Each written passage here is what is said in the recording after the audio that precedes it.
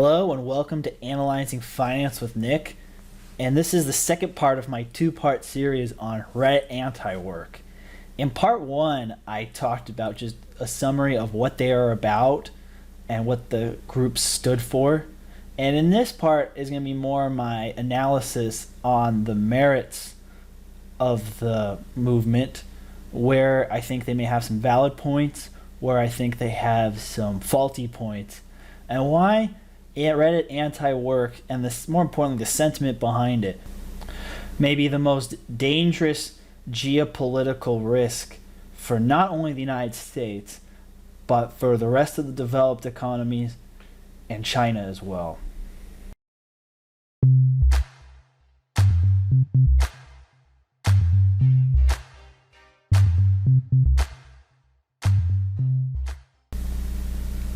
Let's start with some of the legitimate grievances that the Reddit anti-work movement has put out there. Even as somebody who has more capitalistic proclivities, I do have to acknowledge that some of their criticisms are legit, and the place that they're coming from is a real problem. And I'm going to go and start with that.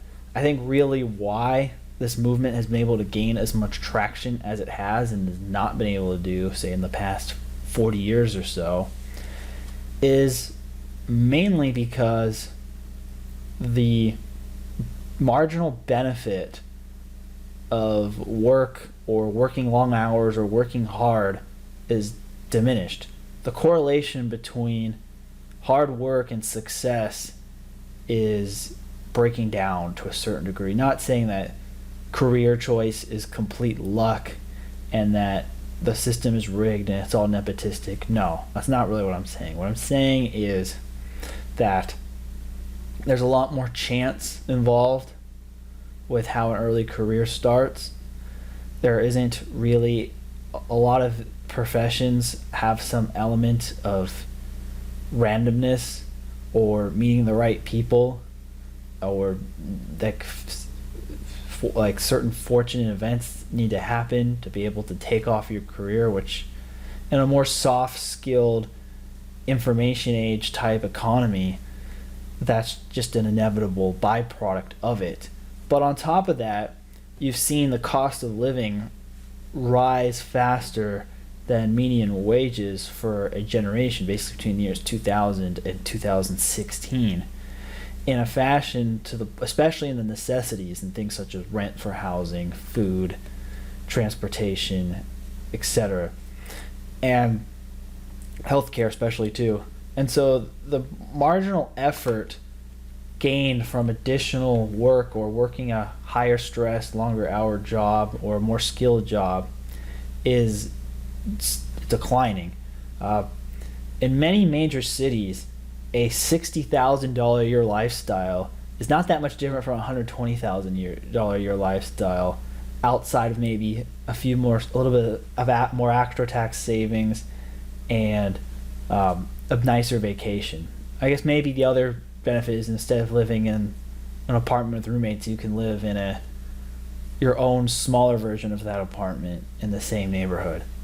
But it's not that huge of a differential, and I'm referring to like places like New York and Los Angeles when I'm talking about that. And in smaller cities, yeah, that pay gap will matter, but overall across the country, the marginal pay gap in terms of like materially improving your standard of living is declining. There's an expectation a lot of people in the younger generations grew up in, that the middle class lifestyle is the ability to have no debt yourself, pay for your kids' education, pay for your own health care, live in a nice 3+ bedroom house in a safe suburb in a major metropolitan area, go on a nice vacation with your family once a year, and be able to pursue your hobbies outside of work and have a comfortably save for retirement without stressing about finances. That is the middle class American dream. And the ability to get by and the amount of money needed for that has not increased nearly as much as the amount of money needed to achieve that middle class dream. Like an example, in Southern California, the get by number, say, is about $60,000 a year, whereas the middle class dream number is probably closer to $150,000 to $180,000 a year. Uh, and so basically, the spread between the break even level of income and the I can get ahead and live comfortably in a standard middle class life is wider than it has been in previous generations, and therefore the motivation to do the extra work or the ability even to increase your career value to the point where you can get there is a lot more challenging. As a result, a lot of younger workers feel less motivated and are saying, how the heck am I going to get there? I don't see the path. And because of that, I think it encourages a lot of the anti-work sentiments. Like, if I'm not going to be able to accomplish the dream middle class lifestyle, no matter how hard I work, I might as well just not work at all. The amount of money I need to get by, especially if I move to a work remote and move to a cheaper cost of living place, maybe I cut that $60,000 floor to, say, a $20,000 floor. That means that I can live a lot less, and means I can work a lot less and have a less stressful life. And so that is kind of maybe the appeal to this movement. And there's a lot of factors on why that gap has continued to widen. One, as I mentioned, is the cost of living, especially necessities, has grown quite a bit. The other thing is you have a progressive income tax, and whether or not you think that's right, one of the consequences of that is the higher tax bracket you go, the more money you are paying in taxes, and therefore it makes it harder to ramp up because the gap in after-tax income is a lot narrower for people than it is in pre-tax income. And then housing costs, which I've mentioned before is another driver here, and then the increased global competition, whether globalization of factories and unskilled labor, and now I think with work remote, allowing a more open global marketplace for skilled labor, which is going to be, I think, deflationary on wages in the longer term. So that's kind of where the grievances are. And anecdotally, I have an example. It's really my first job out of college. And I think my first job out of college reflects a lot of people who are struggling in the lower end of the income scale, like say under $60,000 a year. And this was over 10 years ago, but even then, I had I thought would be a decent salary for somebody fresh out of college, but my after-tax income was lower than my living expenses in the city I was living in at the time. And I didn't like the job particularly much at all. In fact, I couldn't stand it. And that, along with having no extra money, whether to save or to, enjoy myself beyond staying at home, made me very miserable. And a lot of people are trapped in that existence or feel trapped in that existence. I fortunately only had to deal with that for 6 months before making some radical life changes. But for a lot of anti-war people, they feel like that situation that they're stuck in may be forever or much longer than that, and it's not worth going through that existential pain just to break even at best. And then the other variable I forgot to mention why the anti-work has also gotten more appealing and also why the gap between just getting by and thriving is much wider than it used to be is due to the extension of the social safety net, especially when you had all the extended unemployment benefits during the pandemic. Then it really got to the point where it made more sense for a large minority of the population to stay at home and not work and just collect the check instead of going to a job they didn't like very much anyway. And so I think this is why that got sparked, because due to a lot of the COVID stimulus, anti-work or minimizing work hours, and also a lot of time by yourself locked down in your home gives you a lot more time to think and be like, hey, wait, maybe I don't like my job or I don't like working. Maybe I could find a way, like, to make my lifestyle cheaper and more cost efficient by moving to a cheaper place and doing enough gig work just to get by. So I think some of the catalysts behind this movement, yeah, there's a real problem in motivation, because I think a large chunk of the population feels underpaid relative to their education, or due to structural things, they do not make enough to justify working, given the disparity between the cost of living and income. If you want to know more about this, I recommend watching my compensation theory video, where I've gone into more details on the math behind the very problem I mentioned. So now I've gone into what their legitimate grievances. Now I'm going to go and criticize what I think is the flaws of this movement. One, I think a lot of it is built on a false assumption that automation technology is good enough that we can produce all the goods and services we need with a much smaller workforce. I think what happened with the pandemic benefits extending well too far into 2021, it proved to myself and a lot of people who follow the economy that we are not at that level yet. There was a meaningful supply shortage and bottleneck in a lot of industries that relied on low-skilled workers or blue-collar workers to either physically make the items, such as like a furniture factory in North Carolina, or to transport the items, such as truck drivers. And due to these bottlenecks in transportation and or manufacturing of goods, due to less people participating in the workforce, you had a lot of price inflation. And price inflation comes from the same amount of money chasing less goods. And you had more money come in due to financial stimulus and more direct payments of it. And you had less goods due to bottlenecks of people not working and not producing goods and services. So if you had a massive drop-off of people not working because of anti-work, you would have a decline in goods and services produced in the economy, and therefore inflation.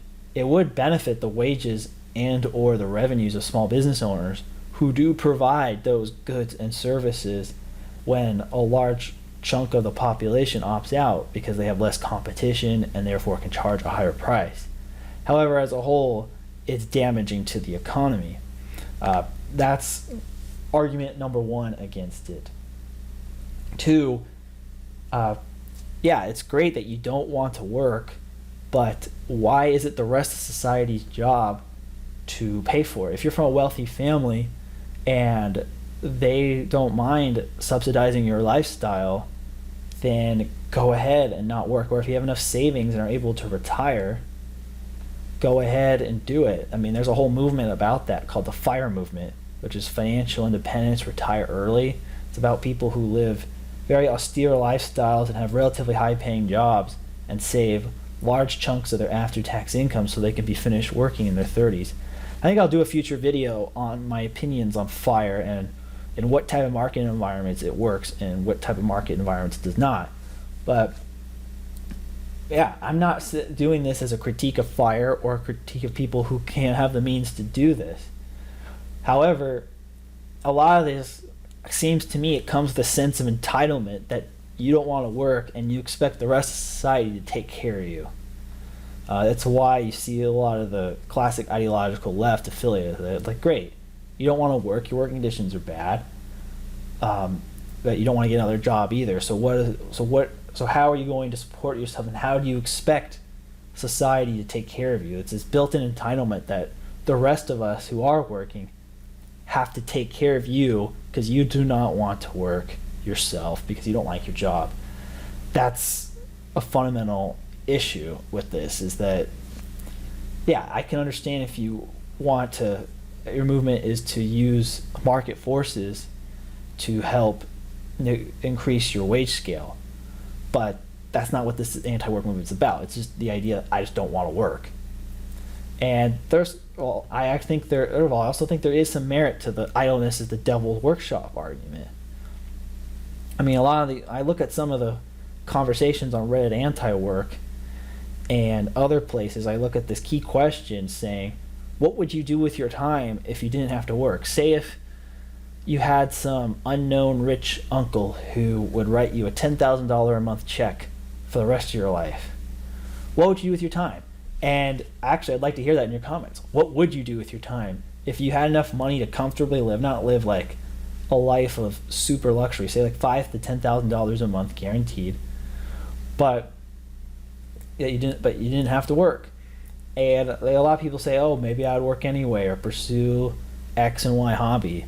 But when you really look at it in terms of actual data for people who are unemployed and or idle rich, a lot of them don't use their time. I don't think humanity is as disciplined and motivated, internally motivated, as a lot of people believe they are to be. I think a lot of these anti-work people, if they really didn't have to work, would spend a lot of time just on like short-term recreation, a lot of media, digital media consumption, and other really non-productive activities.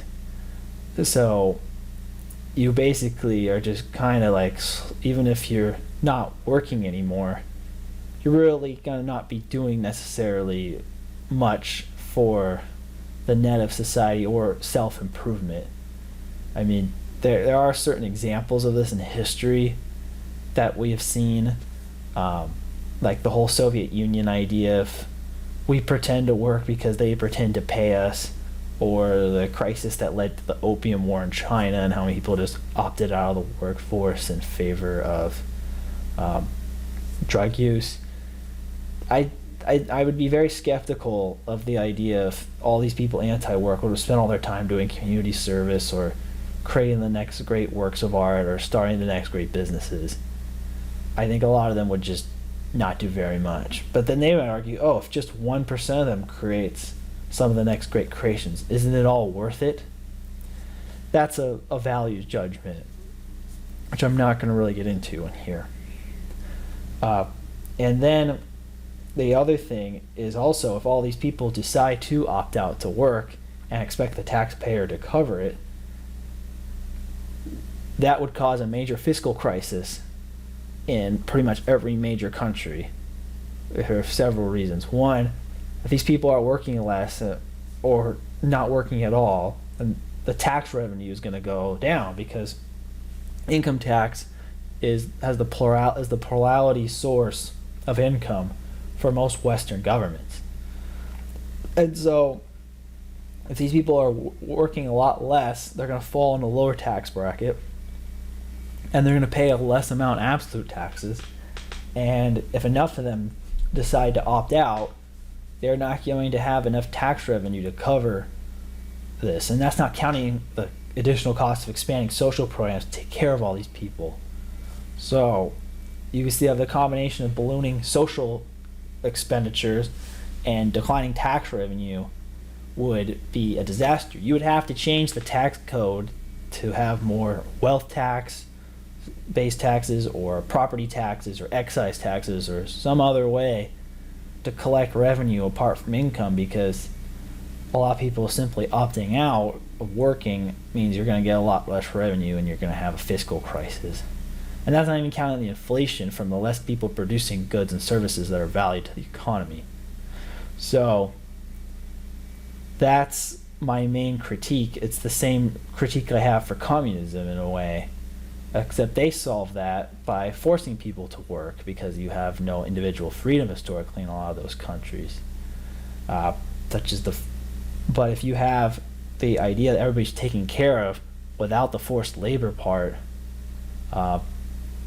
then it becomes a major problem. And I think it actually kind of goes back to the Pinocchio metaphor of Pleasure Island and the donkeys, in the sense that you can have all the fun you want and not do anything, but you end up paying for it in the back end with forced labor, because in that case it's a metaphor in Italy of people who's pursuing their vices and not getting education, and as a result they have to do manual backbreaking labor because they didn't acquire any skills or education to do elsewhere. Whereas on a more macro scale, if you have a bunch of people just deciding, hey, I don't want to work and I'm just going to do the bare minimum to survive or live off the state, then eventually you're going to have a shortage of people doing enough stuff that needs to get the economy rolling. And historically, when governments have a problem motivating people outside of them without the help of the market, it usually leads to conscription of some sort, whether it was feudalism in the really old days or the forced labor camps in the Eastern Bloc countries during the Cold War. So it's the irony is that idleness in the short term will lead to forced labor in the long term. And that's the real existential risk here, is that, and I think this is the other thing too, is geopolitically, this is a major risk. This lying flat in China, and if similar movements arise in Europe as well, to the major powers of the world. First of all, due to the tax code issues I've mentioned about fiscal balance, and also there's demographic considerations. If these people are trying to work a bare minimum, let's say, I'm not even worried about the expansion of safety net. Let's just say they do find a way that they cover their living expenses instead of working their current 9 to 5s, or you say 10 hours a week doing gig work, and they move to cheap parts of the country that make it viable to do that. And that even would be a problem without the whole social safety net element, because one, with this lifestyle change, you'll have a lot, these people probably will not be having children or having less children, so it will magnify the lower birth rate problem. The second component to this is that, yeah, you're going to have not enough goods and services in the things that people need but nobody voluntarily wants to do. I think the market can somewhat fix that, because then the value of gig work will decline and the value of the stuff that people technically do not want to do should go up in a free market. So these might be just fixed with wages, but you're going to get inflation as the pain for that transition. And then the tax revenue concern and the demographic concern and the less production concern really weakens these countries. And it's not that simple. Like, states are designed to well handle things like wars and famines and pandemics. You can do that with stimulus and mobilization and things that the state have a history of dealing with. But if you have a society of people who just opt out, what are you going to do to get them to want to participate in society again? That's an existential question, which is too long to really talk about in this video, but I'd like to save it for a future one. Is that if the market doesn't create enough incentive to motivate people on its own to see their most productive path, how do you go about doing that? So that is the challenge, really. I think a lot of societies need to do. Like, how are you going to incentivize people to want to work again? I think the solution is you need to make wages higher, adjusted for cost of living. Like, if you can get enough make enough living that you have skin in the game to, say, buy a house or have investments or be able to live the ideal middle class lifestyle that was a lot more common, say, for people who grew up in the 40s, 50s, and 60s, and she's young adulthood in the 70s, 80s, 90s, and early 2000s, then I think a lot of these problems will just fix itself. But if you're going to create basically a structurally permanent underclass through the combination of an increased floor, a lower floor in terms of work needed to do to get by, but a higher ceiling needed to get to the middle class standard, then you're going to have a problem with people not wanting to work, and I could reasonably see why that's the case. I don't think state force is really a solution to do this, but there's got to be a way to incentivize people to want to participate in the system. It's funny because a lot of these types of arguments, historically, I think of from the libertarian right, the Atlas Shrugged idea that just like the taxes and regulations get too high, business owners should just opt out and go to a place that has more favorable laws and re-domicile there. But with things like read Antiwork, it's the Atlas Shrugged argument and the Atlas Shrugged mobilization, but instead of shrugging because they don't like the government, they're shrugging on the left. They're shrugging because they do not like the practices of corporate America and or the economic system. And so I never thought I would see the shrugging, if it ever were to happen, to come from the left side of the aisle, which is what I find fascinating about this whole thing. Let me know what your thoughts are. I kind of rambled a lot here because there's a lot of implications to this. And what do you think? Do you support the anti-work movement? Are you against it? What do you think the solutions are for incentivizing people to want to work again? And what would you do if you had a $5,000-$10,000 a month guaranteed without having to work for it? How would you change your lifestyle to be different if you would? Please comment on all of these things in our discussion here on this video, and feel free to like and subscribe to the channel. Your support is what motivates me to keep producing these, and good luck out there, and thank you for watching.